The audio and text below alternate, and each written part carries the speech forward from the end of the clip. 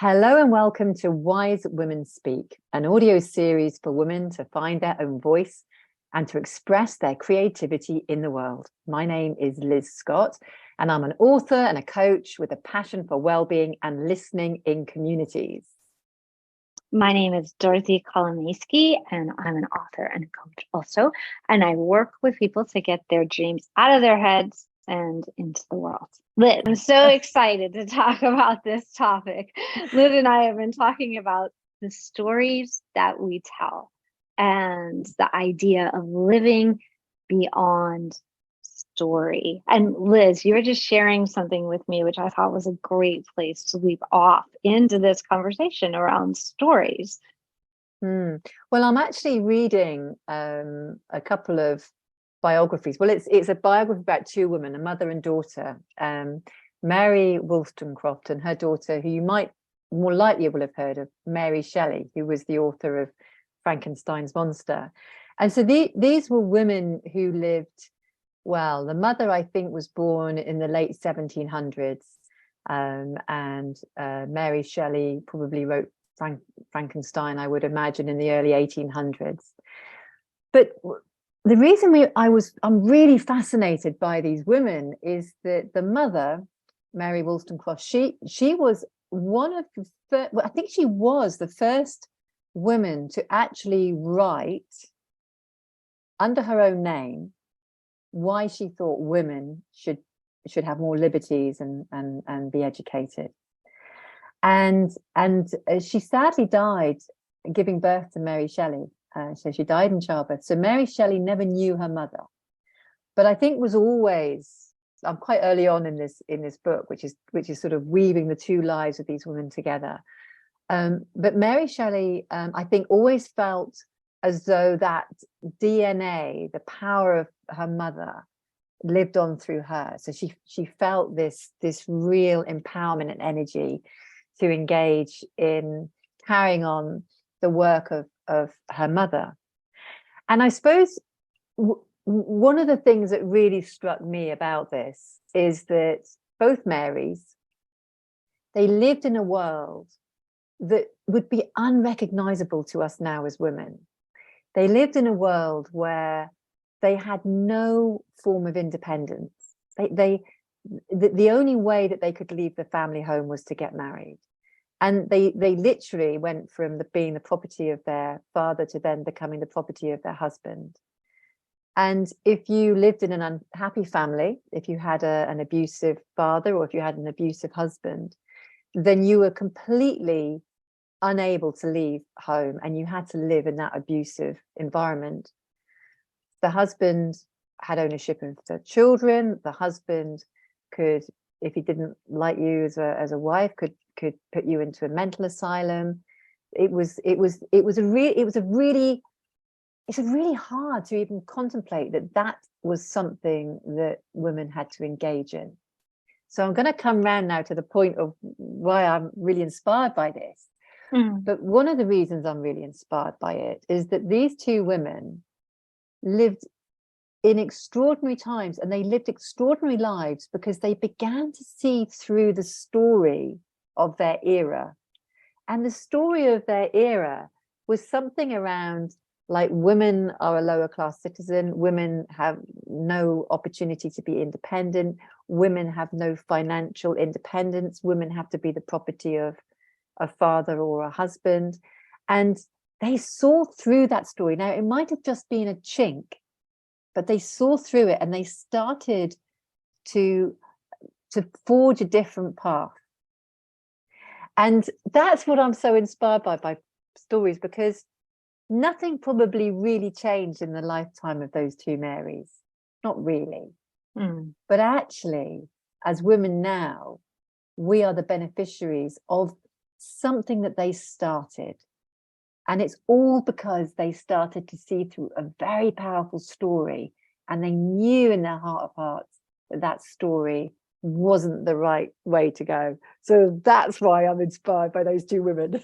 Yeah, a story that kept them in their place, and a story that defined who they were, and a story that gave them in some paltry way a sense of security, a sense of identity, a sense of belonging. And it takes a lot of courage to peel back the layers of that kind of story and to even accept an insight into this is not who I am.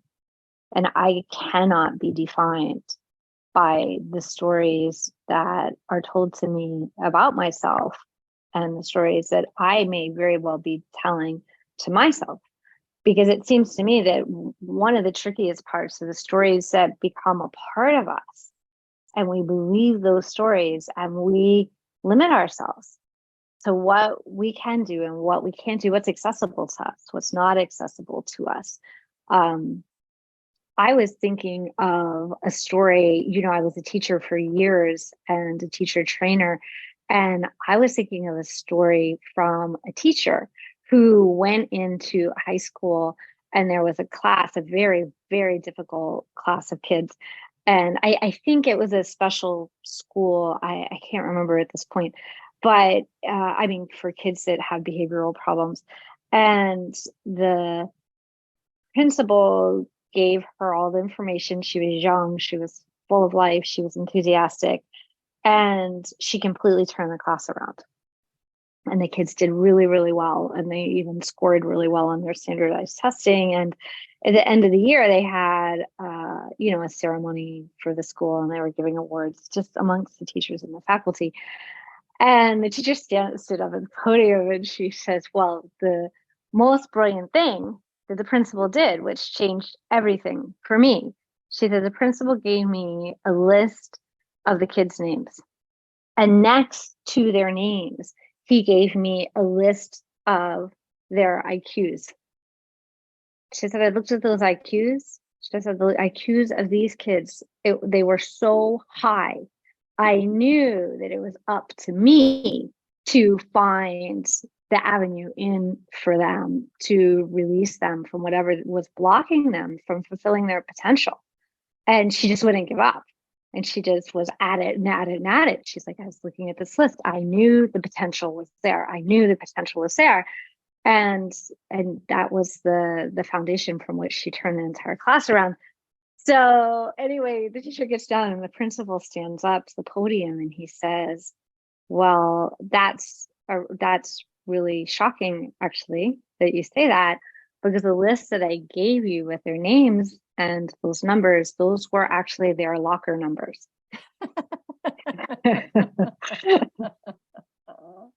But it just shows like how many times that was a great example of when we expect the best, when we know there's that potential within ourselves, within someone else, within a situation, and we're just not going to take no for an answer. Like we're so convinced that the situation holds these gems and possibility for good things happening, then we'll just push on through all kinds of difficulties. But what if he had given her a list and the locker numbers had been low? You know, what if they'd been like, instead of 145, you know, they were 63 or something like that, right? Yeah. It would have completely changed the circumstances. So what are the stories that we are living by? And that's like a very overt example, right?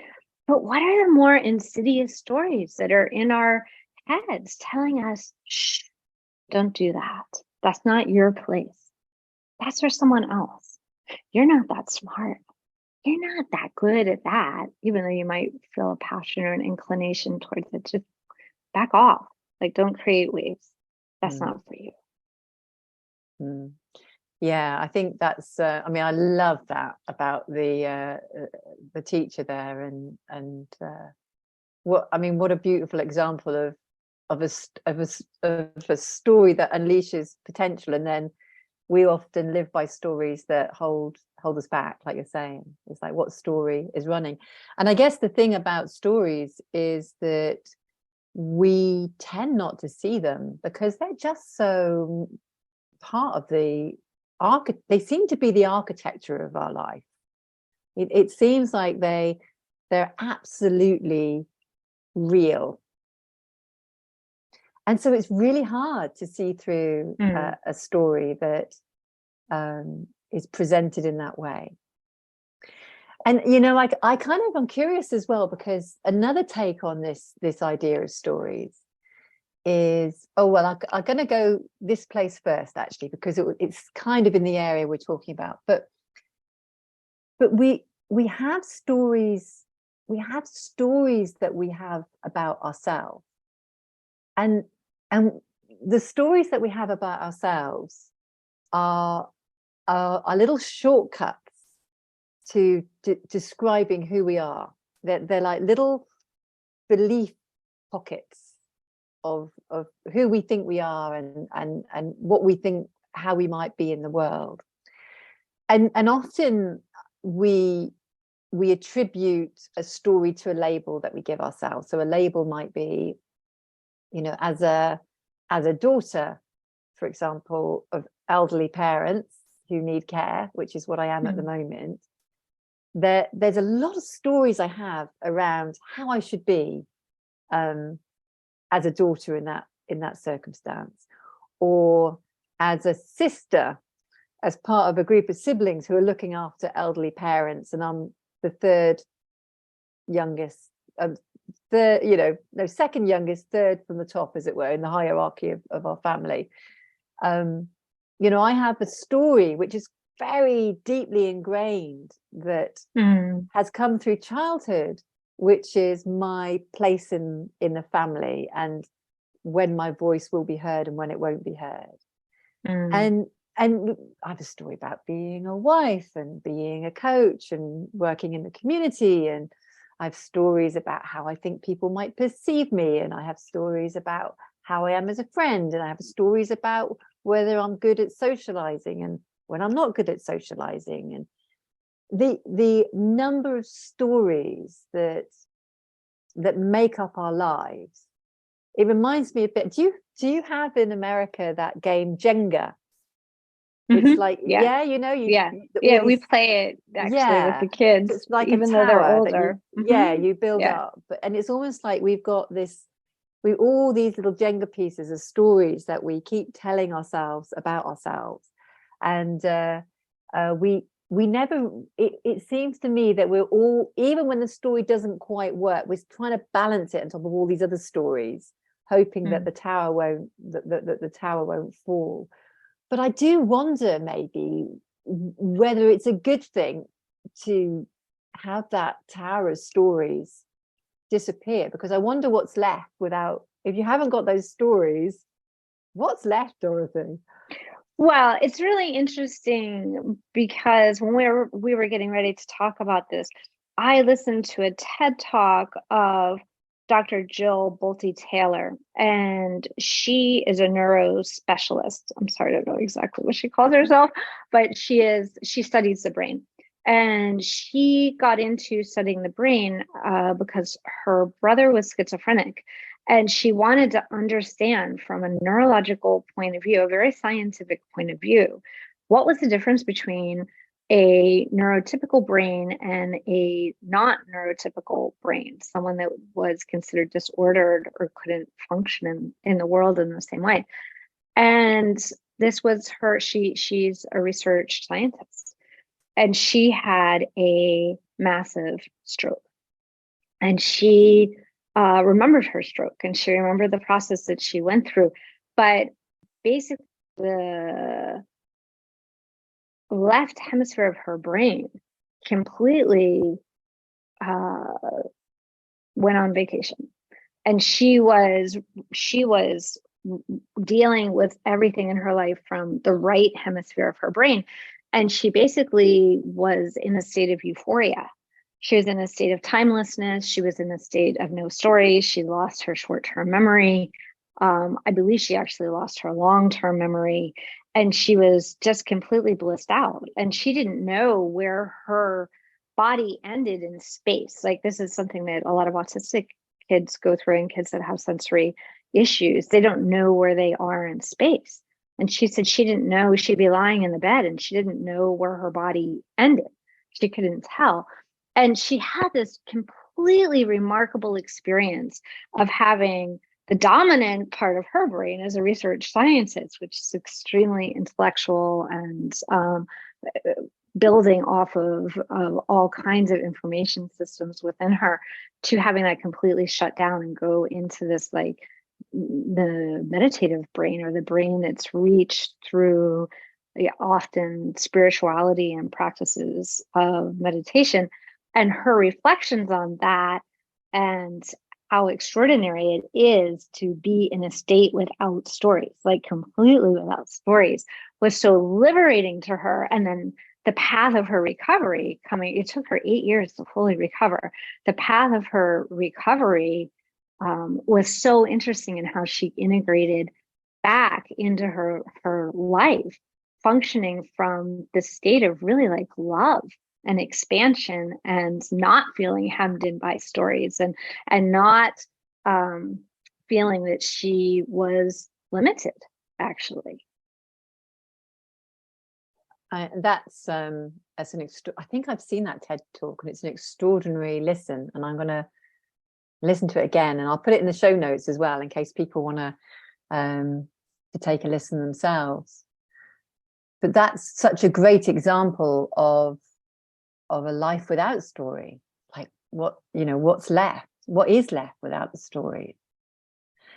And I guess there's a real, there's a use for stories in our world. It's really helpful to navigate life having some consistent stories about how life works.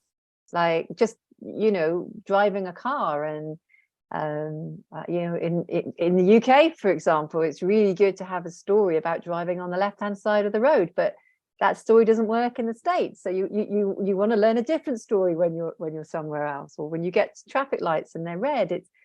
It's really great to have a story that that it's time, you need to stop the car. And so stories, on an everyday level, I don't have to learn how to make a cup of tea every day. It's like I have a story about how it works, and how I put the kettle on, and how a tea bag works. And it's like that's a great, they're really helpful stories.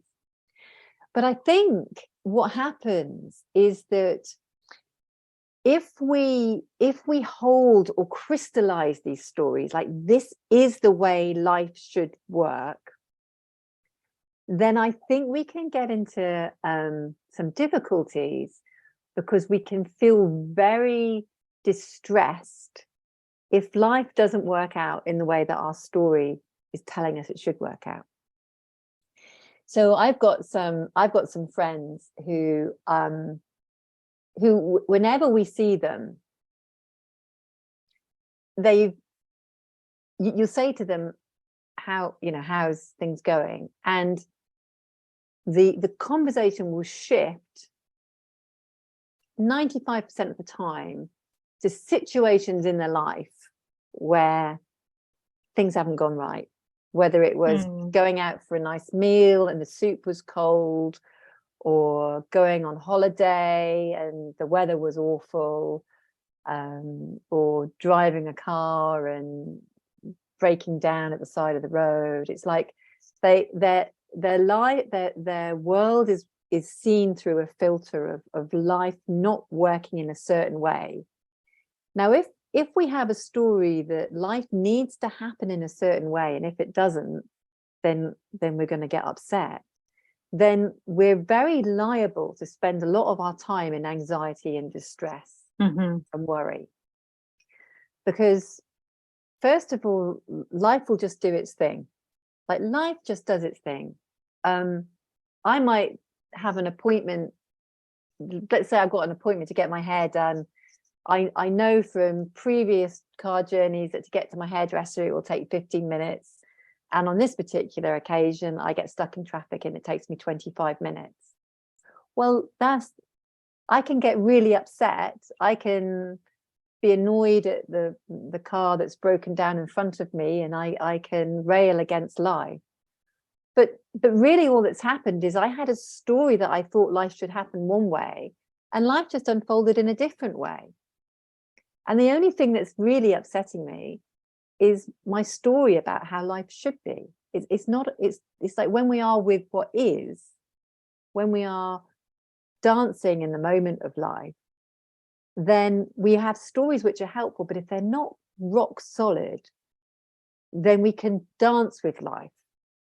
So I don't know if that makes any sense to you, or whether you've got any. Well, I love what you're saying, Liz, because the gap between what is and what our story is about it, we're going to come up against that all the time. And I guess we have a choice. And maybe we're going to make different choices depending on the different days of the week or circumstances or how we're feeling in a moment. But if we are paying attention, we can notice my story of how this should be going is not lining up with how it's going. I have a choice. I can get really riled up about it. I can let it ruin my day. I can take it to the next place I'm going. If it's a meeting, if it's a coffee shop, if it's an appointment, I can be crabby and short-tempered or just aloof or irritable and let it affect me or not. And it's often, I find in these moments when there's that awareness of, okay, things are not going the way I planned. Things are not going in accordance with these stories that I've been telling myself and the way things need to go.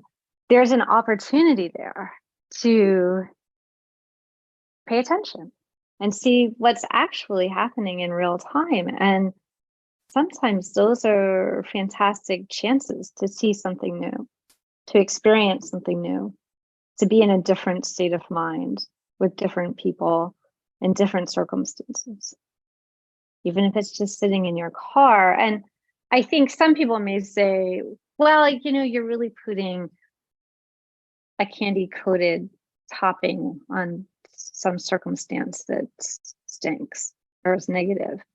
And that's not what I'm saying. I'm not saying to try to be Pollyanna and just go through pretending nothing bothers you, but just going moment to moment and knowing that you actually do have a choice. We have choices. We have choices. We have choices about how we engage with each other, how we engage with ourselves. I think to me, the most important thing is paying attention, listening to myself, and tuning in to whatever is happening in the here and now. I'm not sure what you hear in that. I love it. I think the bit that comes up for me is that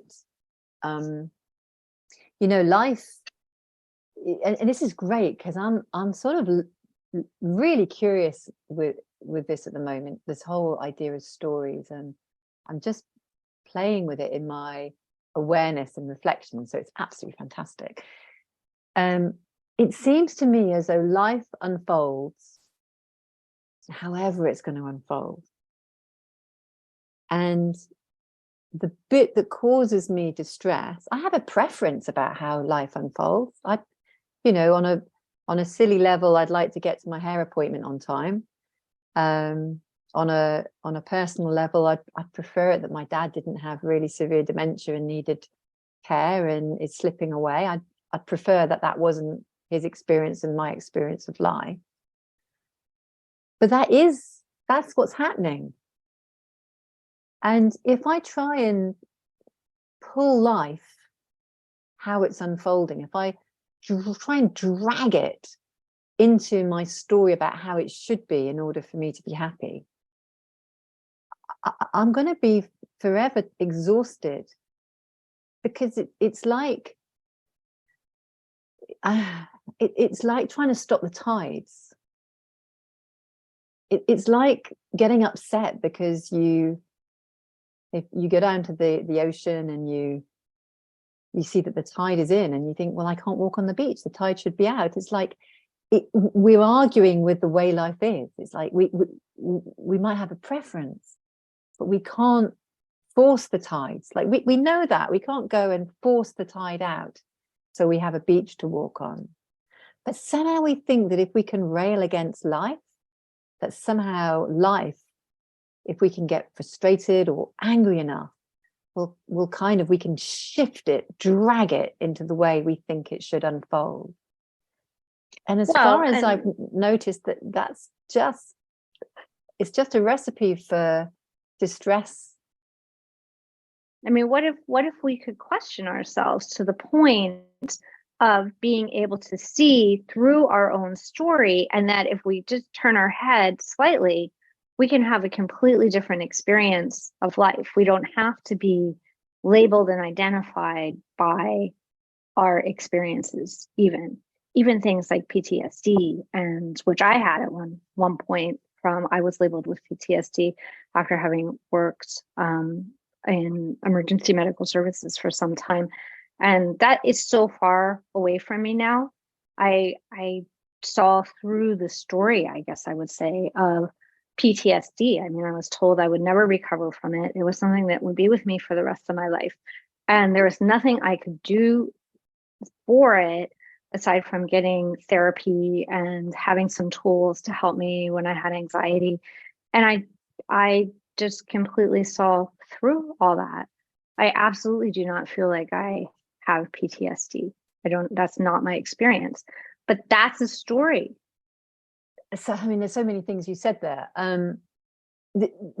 So I want to be clear that there is real hope in what we're saying here. Extraordinary hope, because stories aren't bad. We're not saying that at all. We're just saying it's really good to recognize that stories exist, and stories sometimes exist and they make our lives easier, and stories exist and sometimes they hold us back. That happens. Yeah, that really happens to me. Stories I tell myself. Sometimes we're in the midst of a story. I mean, where we started this conversation, where we had these two women from a different era, and they saw through a story that they saw wasn't right around how women were treated, and they started a different story. They died before they saw the impact of the work that they started, and the seeds that they planted all those years back. But they saw through it. They saw through it, and that, for me, that's really hopeful.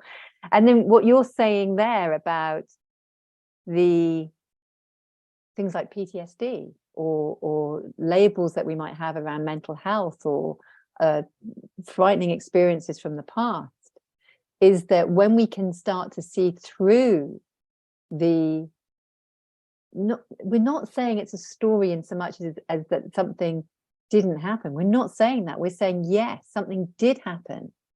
But in this moment, as we recollect that story, that's the bit that can hold us back. Because the real hope is that we are in this moment dancing with the energy behind life, and we can experience extraordinary freedom.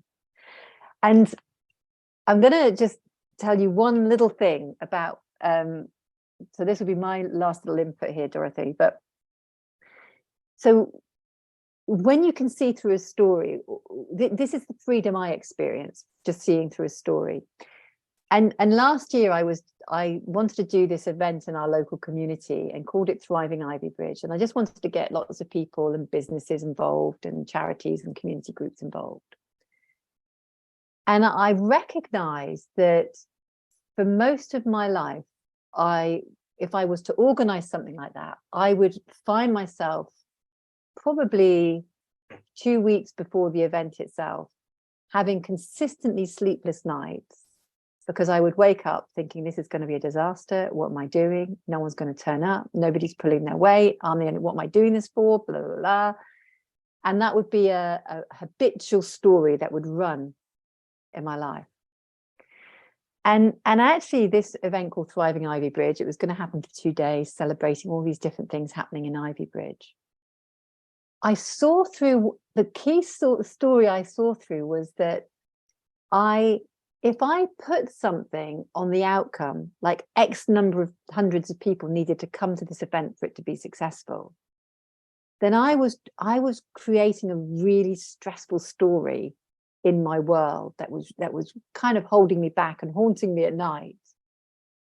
However, when I just saw through all that, of course I preferred that people came along. It's not like saying, that was something I didn't want. Of course, I prefer people come along, but it was more of like, well, this is really curious. I wonder what's going to happen. I wonder if people will turn up. What happens? I wonder how I'll be if nobody turns up.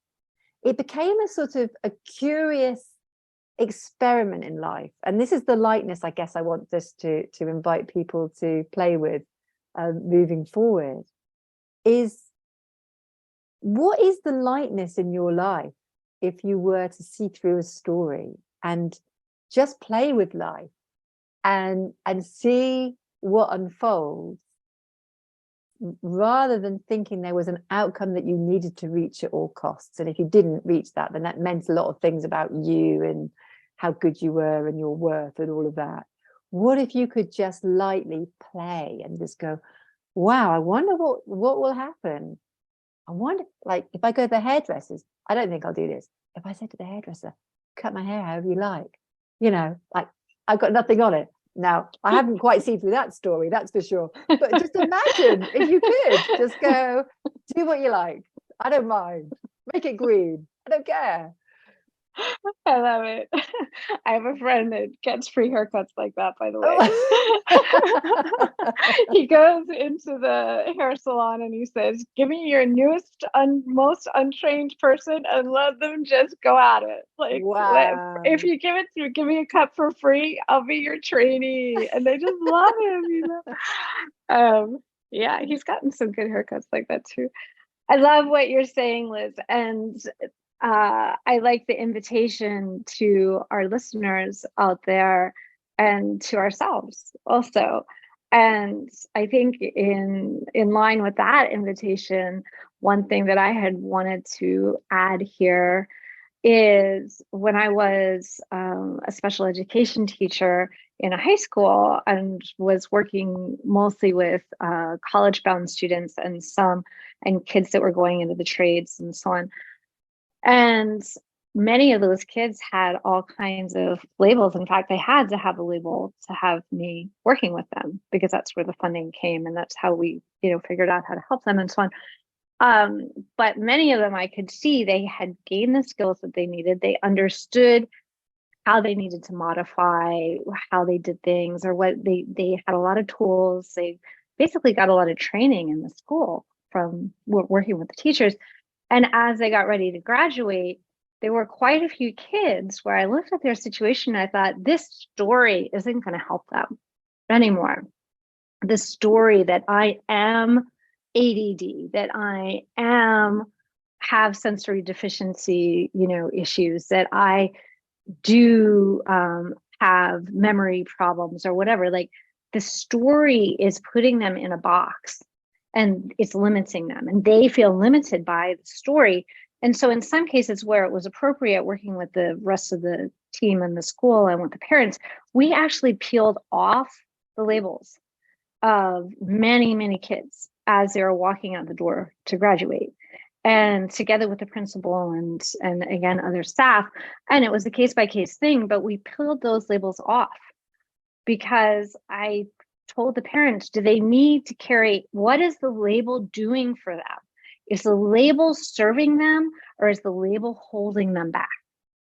So I think I would love to invite everyone who's listening here to just ask yourself, you may not have those kind of labels that have been assigned from an educational institution or somewhere else, but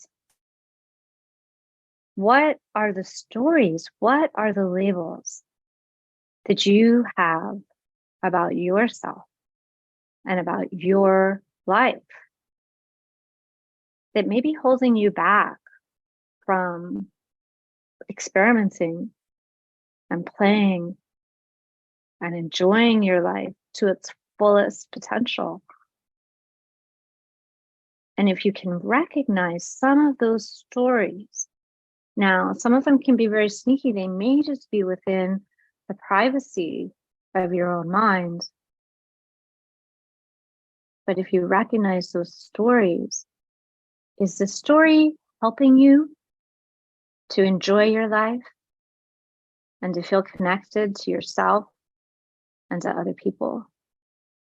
Or is the story holding you back? making you small, telling you that you are limited, incapable, unable, and should not even try to reach for something that you truly want, or some experience, or some way of being in the world that may seem impossible to you with that story ingrained. What would your life be like if you could remove all of the labels and stories that limit you?